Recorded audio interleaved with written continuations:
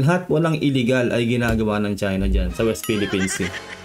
Maling-mali po talaga yung kanilang ginagawa. No? Although sana nga wag na mag-escalate to.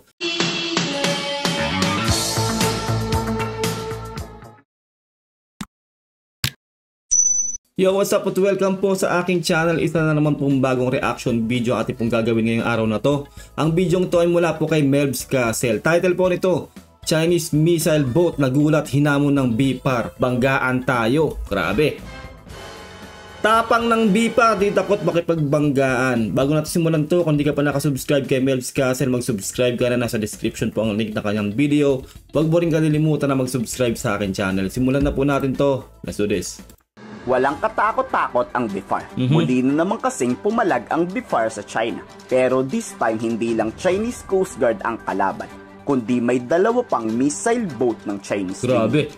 Pero akala ng China masisindak tayo, walang pake ang barko ng BIFAR kahit humarang pa at banggain pa tayo ng China. Nagwangwang pa yan partida. China Coast Guard 5101. China has indisputable sovereignty over Nansha Island.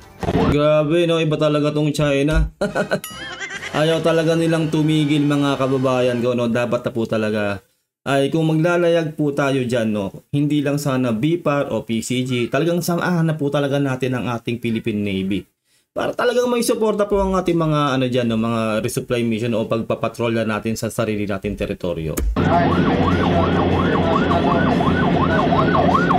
Coast Guard 5101. This is BRP Dato Pacuaya, a Bureau of Fisheries and Aquatic Resources present at the Philippine government, conducting a lawful maritime patrol. We must stay clear of our route. Over. Talagang dumidikit talaga sila, no? Pero isipin niyo, 'di ba, nung nag-multilateral exercise yung nakaraan lang, 'di ba, yung kasama yung New Zealand, talagang hindi sila dumidikit. Alam niyo na, pagdating sa Pilipinas lang ang kaya nila kasi nga hindi nga tayo pumapalag, no. Talagang lang tayo, umiiwas lang tayo sa kanila. Pero kapag may ibang bansa na, no, particularly ang US, ay hindi po sila makaporma. Kahit yung magigiting nating mga mangingisda, hindi na rin natatakot sa gantong strategiya ng China. Tuloy ang pagbabantay at pamimigay ng pagkain at fuel sa Filipino fishermen. Alam na kasi ng Pilipinas na puro paninindak lang ang kaya ng China. Well, sana nga talaga, no, na makapangisda po ng malaya ang ating mga mangingisda. Kasi syempre yan lang po ang kanilang ikinabubuhay. Dapat lang talaga na malaya silang makapagpangisda dyan sa ating teritoryo. Kasi atin po yan. At kawawa naman po talaga sila kung maharas sila ng maharas ng mga Chinese dyan. Kasi po, dyan lang po sila kumukuha ng kanilang pagkain, no, kanilang kinabubuhay. Kaya sana masuportahan todo ng ating gobyerno, lalong-lalo na po ang ating mga mangingisda. Kaya kung maduduwag tayo dyan, talo tayo. Wala silang karapatang maghabol, wala silang karapatang intimidate yung mga civilian boats na nandun. Tama. So yung ginagawa nila doon ay illegal.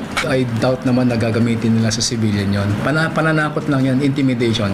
Tama, ganoon naman talaga ang strategy ng China. At kung alam niyo po yung balita, no, na hindi natin nagagawa ng reaction video yung nag-debate ang Pilipinas, no, at ang China. At talagang sinasabi po ng China doon sa debate na yon ay hindi nila nirerespeto ang UNCLOS.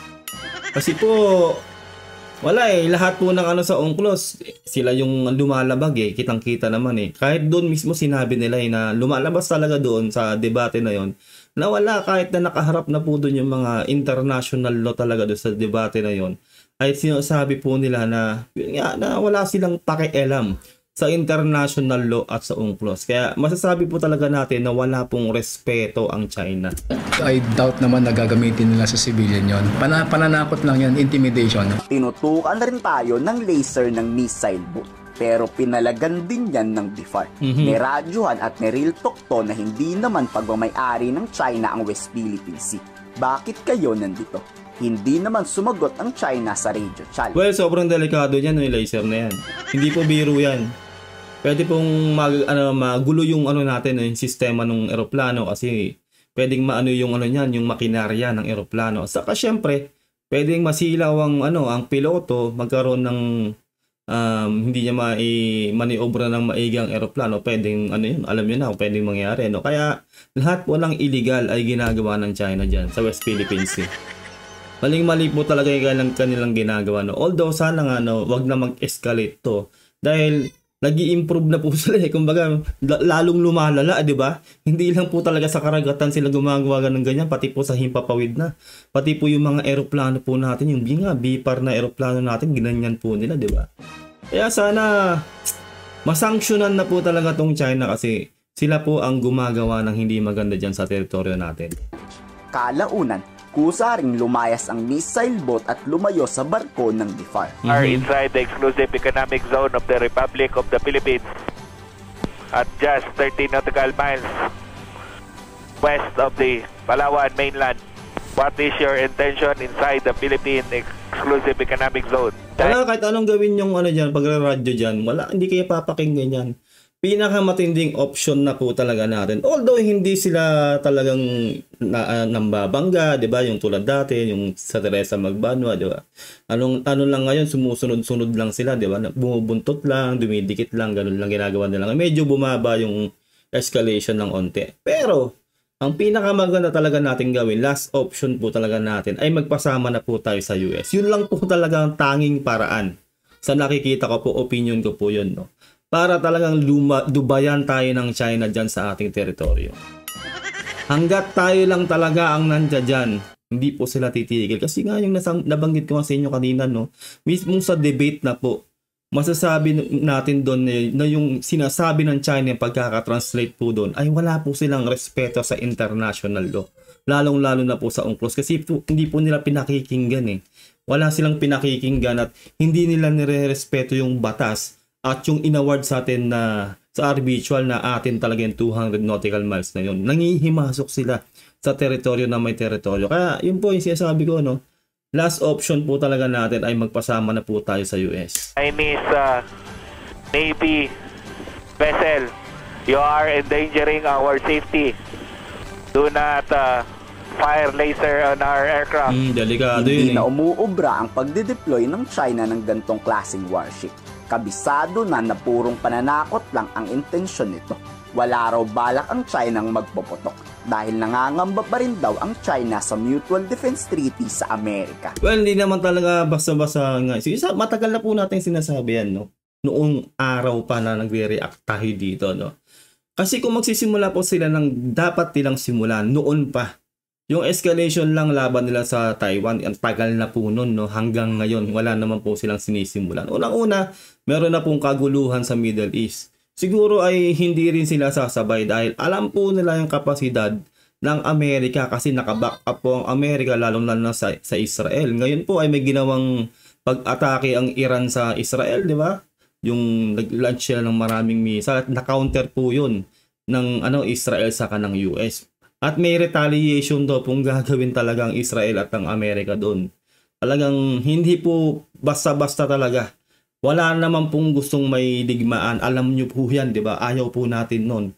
Pero lagi ko pong sinasabi sa inyo, inevitable yan. Magdasal na lang po tayo na sana po hindi mag-escalate ang ating pakikipag natin yan sa West Philippine Sea dahil sa China, no? Dahil wala naman po talagang magandang pupuntahan.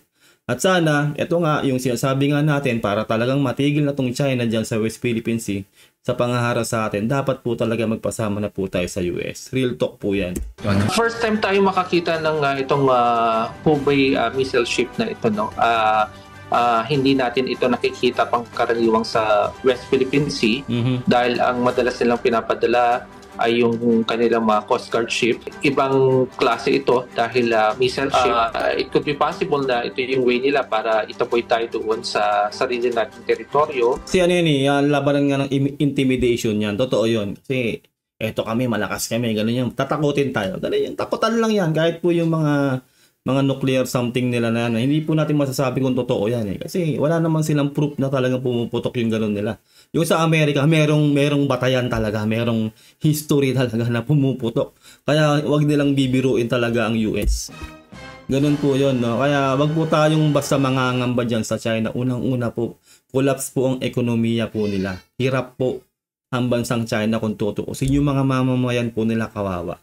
Kaya wag po tayong matakot na porke pumalag tayo or something ay baka magsimula po yun ng mas malaking kaguluhan. Malaking kalokohan po yan. Kasi po, dapat noong araw pa yung sinabi ko nga kanina, dapat sa Taiwan pa lang nangyari na yun. Pero wala po hanggang ngayon.